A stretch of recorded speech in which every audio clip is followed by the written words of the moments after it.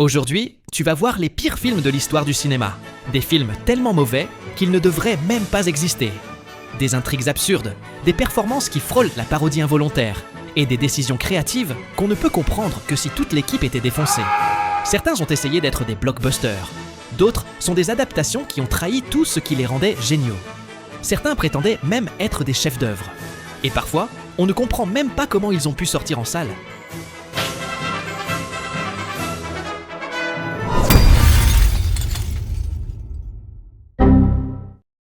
Pink Flamingo est le film le plus dégueulasse de l'histoire, et aussi l'un des pires. Le scénario suit Divine, une drag queen qui veut devenir l'être le plus répugnant de la planète. Rien que le pitch ne donne pas envie, mais alors, le film, c'est une torture. C'est laid, sans art, sans message. Oui, le réalisateur voulait provoquer. Et il l'a fait. Mais provoquer, ce n'est pas la même chose qu'avoir quelque chose à dire. Faire bouffer de la merde de chien à ton acteur devant la caméra, ce n'est pas de l'art. Ce n'est pas un geste courageux. C'est juste ça, une scène de merde. C'est facile d'appeler art n'importe quelle connerie et de lui inventer un sens. Mais là, c'est l'exemple parfait que non, tout ne se vaut pas. Ce film est irregardable, répugnant, vide. Il n'apporte rien, ni au cinéma, ni aux spectateurs. En fait, ce qu'il apporte est purement négatif. Même si aujourd'hui c'est devenu culte dans l'underground, il n'y a aucun être mentalement stable qui peut aimer ça. C'est juste un navet vide, de mauvais goût, qui se cache derrière l'excuse du provoquant ou subversif, alors qu'en vrai, c'est juste une merde prétentieuse. It is my privilege to say that. Enough! Enough of this stupid bickering! A child must die! Manos, The Hands of Fate n'est pas juste un mauvais film. C'est une erreur. Une aberration cinématographique faite par un gars qui n'avait aucune putain d'idée de comment on fait un film. Le son coupe sans raison. Les dialogues ont l'air écrits par un clochard bourré. Et l'histoire, si on peut appeler ça une histoire, va nulle part. En plus, ils ont tourné avec des caméras sans son. Donc, ils ont dû tout doubler après, mais mal. Les acteurs jouent comme s'ils ne savaient même pas qu'ils étaient filmés. La caméra tremble tout le temps. Et certaines scènes durent des minutes entières sans que rien ne se passe. Pas de tension, pas de peur, pas de sens. Le monstre Torgo marche comme s'il avait une hernie, et le maître ressemble à un magicien raté pour goûter d'anniversaire. Manos n'aurait jamais dû sortir du garage où il a été tourné. Le regarder jusqu'à la fin, ce n'est pas une expérience. C'est un test de résistance. Et le pire, c'est que ce n'est même pas ironique. Ce n'est pas conscient. Il croyait vraiment faire un bon film. C'est juste du cinéma fait avec zéro talent. J'ai vu le film Minecraft au cinéma récemment. Et c'est l'une des pires merdes que j'ai jamais vues.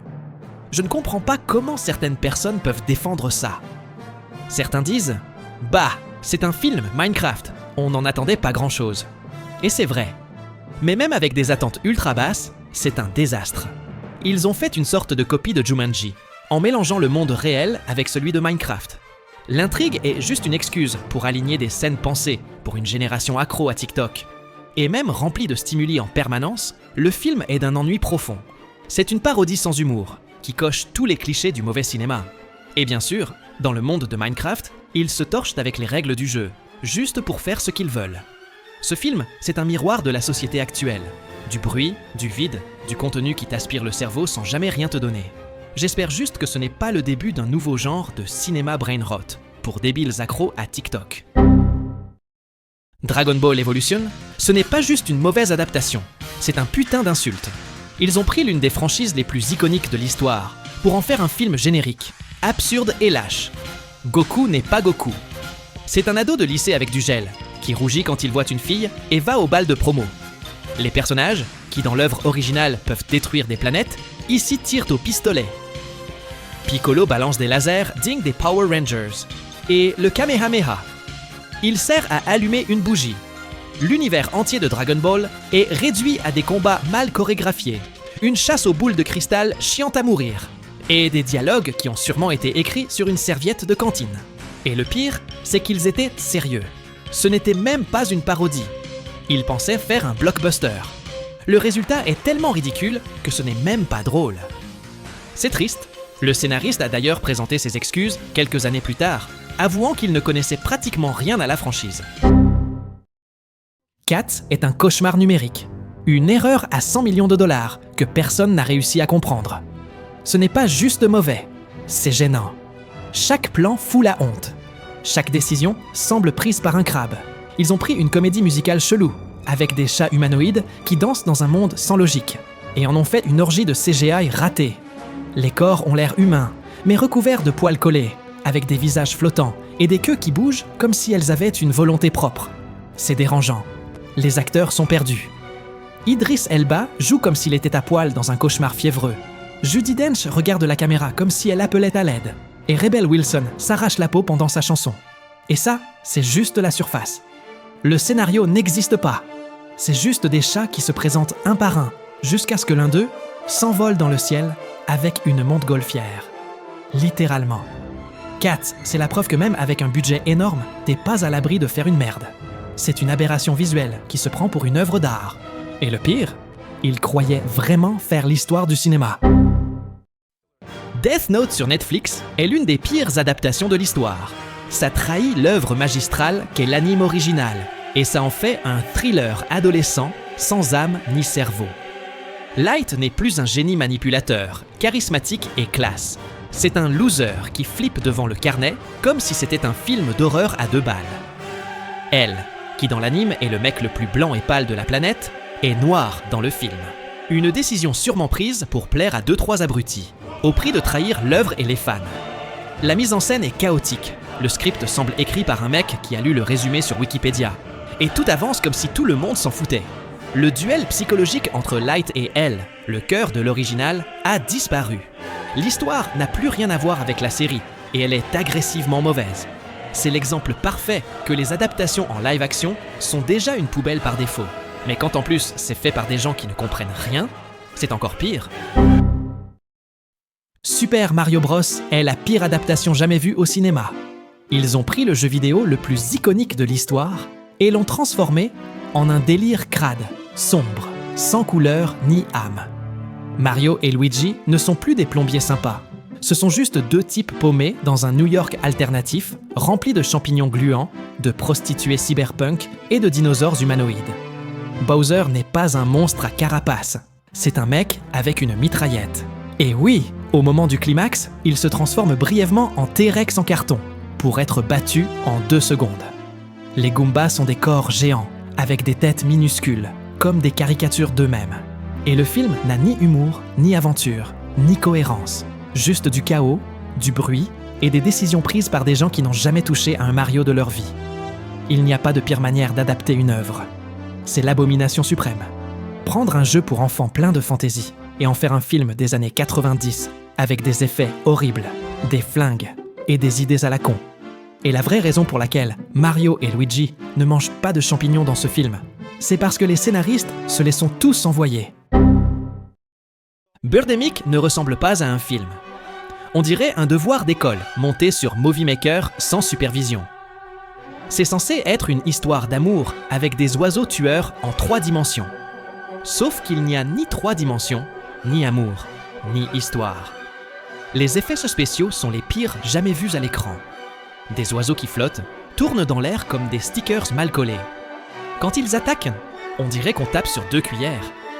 Les acteurs lisent de leurs répliques, comme s'ils les découvraient en direct.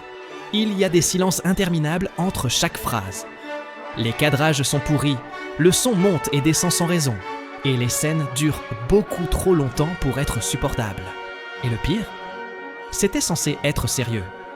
Le réalisateur voulait faire une alerte écologique, un film d'horreur à message. Ce qu'il a pondu, c'est une comédie involontaire qui fout la honte dès la première minute. The Room n'est pas juste mauvais, c'est une légende du nanar. Et le plus fou, c'est que c'était sincère à 100%.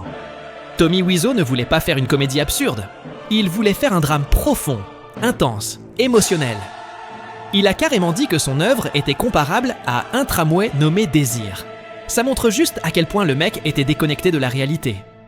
Les dialogues ont l'air écrits par quelqu'un qui n'a jamais entendu une vraie conversation humaine. L'intrigue s'écroule en boucle, avec des sous-intrigues qui apparaissent et disparaissent sans explication. Les phrases se répètent pour rien. Des personnages débarquent sans nom. Et les scènes de sexe sont si longues et gênantes qu'on dirait une punition. Mais ce qui rend The Room unique, c'est qu'il croit vraiment être un chef-d'œuvre. Chaque regard, chaque geste de Tommy transpire la conviction d'un mec persuadé qu'il est en train d'écrire l'histoire du cinéma. Et d'une certaine manière, il l'a fait. The Room, ce n'est pas un film. C'est un accident émotionnel filmé avec conviction absolue. Et c'est pour ça que c'est l'un des pires et des plus inoubliables films jamais réalisés. Disaster Movie est le pire film jamais créé. Et ce n'est pas une hyperbole. Il n'y a rien qui marche. Rien. Pas de scénario. Pas de rythme. Pas d'humour. Juste une succession de scènes absurdes, sans lien, qui se contentent de se moquer d'autres films avec des références creuses et des blagues de pets. Il parodie tout et n'importe quoi. Iron Man débarque. Hannah Montana. Alvin et les Chipmunks. Juno. Batman. Tout est balancé au pif, comme si quelqu'un criait des noms de la pop culture en pensant que c'est drôle. Les acteurs surjouent jusqu'au malaise. Les scènes ont l'air improvisées par des ados sous caféine. Et l'humour est tellement bas de plafond qu'on a honte d'être de la même espèce que ceux qui ont pondu ça. Disaster Movie, c'est la mort de la comédie. Ça ne fait pas rire. Ça crée un silence gênant. Et ensuite, une douleur existentielle. C'est la preuve ultime qu'on peut faire un film sans âme, sans idée, sans talent, et quand même le sortir.